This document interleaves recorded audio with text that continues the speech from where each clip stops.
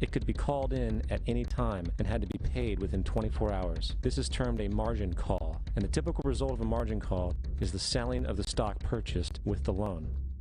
So, a few months before October in 1929, J.D. Rockefeller, Bernard Baruch, and other insiders quietly exited the market. And on October 24, 1929, the New York financiers who furnished the margin loans started calling them in masse.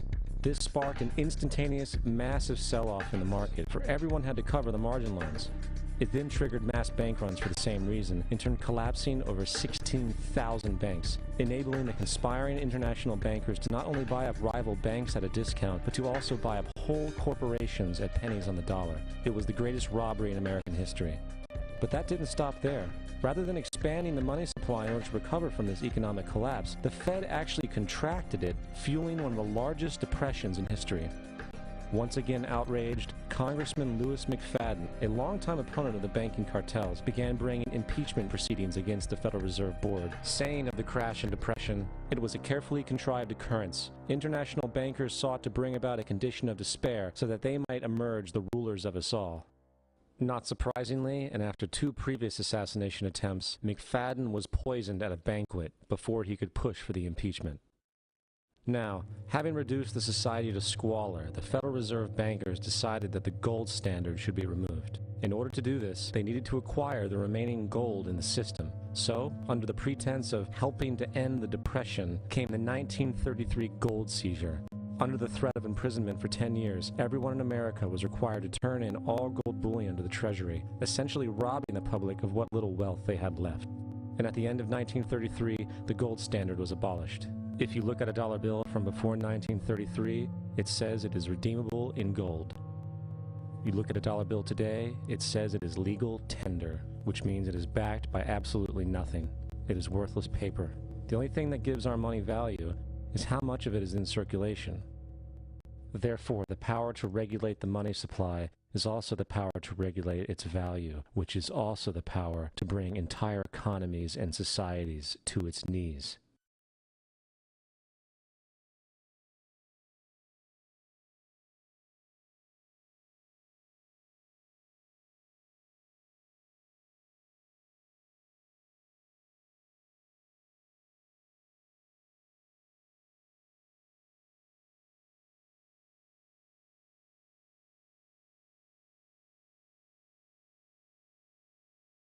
They create money out of nothing. What a scam. They have so much money, they don't care about money. All they care about is power. All they care about is being able to control the political situation so it goes their way.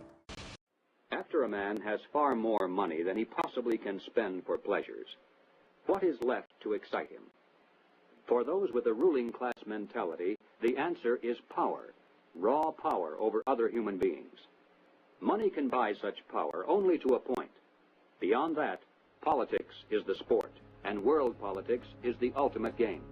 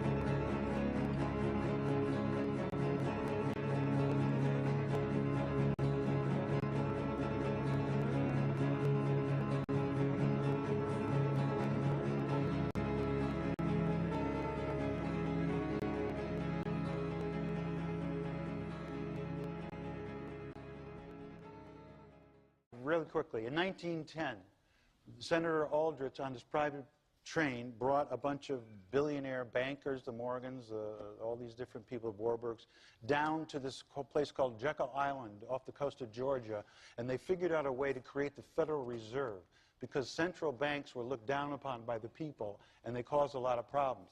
By creating the Federal Reserve, they convinced the Congress and the people that the Federal Reserve is a government arm. It's not. They borrow money from private banks. We're owned by banks, and you can't alter that. John Kennedy wanted to stop borrowing, wanted to stop using the Federal Reserve, use silver certificates to determine the value of the dollar, and print money through the Treasury. So they exploded his head. The point is... Well, that's quite a connection you made. Yeah. Well, let's forget the Kennedy part. He did want to do that. He did want to buy the Federal... Isn't it the Federal... I've heard a lot of reasons why he got shot. I never heard that. Well, that's the reason. And that's the scam. It's not billions of dollars that banks control. It's trillions. You don't mess with the banks. And Senator Durbin said this place is owned by the banks on this floor of the Senate. You know better than anyone. Now, on June 4th, 1963, President John F. Kennedy signed Executive Order 11110, which authorized the U.S. Treasury to start printing a new form of the silver certificate called the United States Note. John F. Kennedy issued $4 billion worth of this new cash money, free of debt, free of interest, and it was enough money to allow the nation to conduct its business without needing to involve the private Federal Reserve Bank.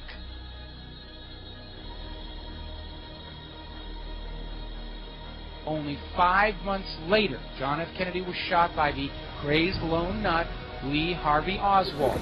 I didn't shoot anybody, sir. I haven't been told what I'm here for. This is the basement floor of the Dallas City Hall, and that's where Oswald has been shot.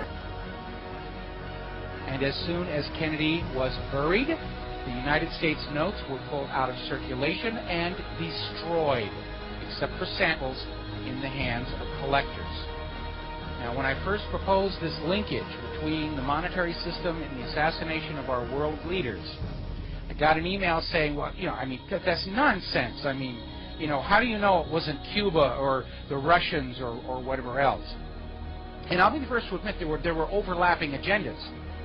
There were a lot of people who wanted Kennedy dead for a lot of different reasons, but if there is no link to his U.S. notes, then why was John J. McCloy, former president of the World Bank, former president of the Chase Manhattan Bank, appointed to the Warren Commission?